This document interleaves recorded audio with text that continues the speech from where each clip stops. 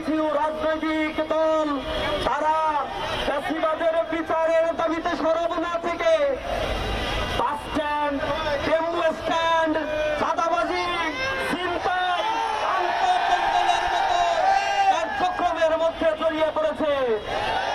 এ জাতির মধ্যে ঐক্যের বদলে তারা ফাটল ধরানোর চেষ্টা করছে। আমরা এ জাতিকে ঐক্যবদ্ধভাবে সুন্দর একটি বাংলাদেশ বিনির্মাণ করার জন্য আহ্বান জানাচ্ছি। রাজনৈতিক নেতাদের যদি সুবুদ্ধির দায় না হয় তাহলে আরেকটি গণঅভ্যুত্থানের জন্য প্রস্তুতি নাও।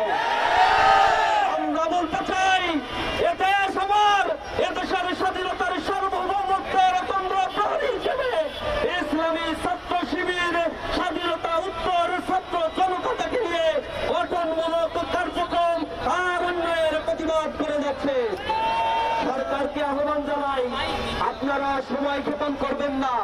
আপনাদেরকে এখানে বসানো হয়েছে এ ছাত্র জনতার গণহত্যার বিচার নিশ্চিত করার জন্য।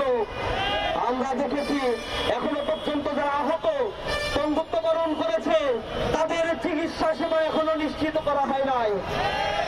আমরা আহাজারি শুনতে পাচ্ছি মায়েদের, তাদের থেকে আমরা দেখতে পাচ্ছি যে তারা অর্থের কারণে কান্নাকাটি করছে।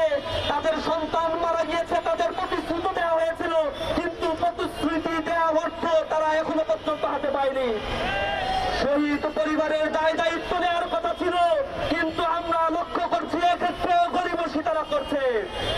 আমরা স্পষ্টভাবে বলতে চাই, বাংলার এই জমিনকে সুন্দরভাবে সাজিয়ে তোলার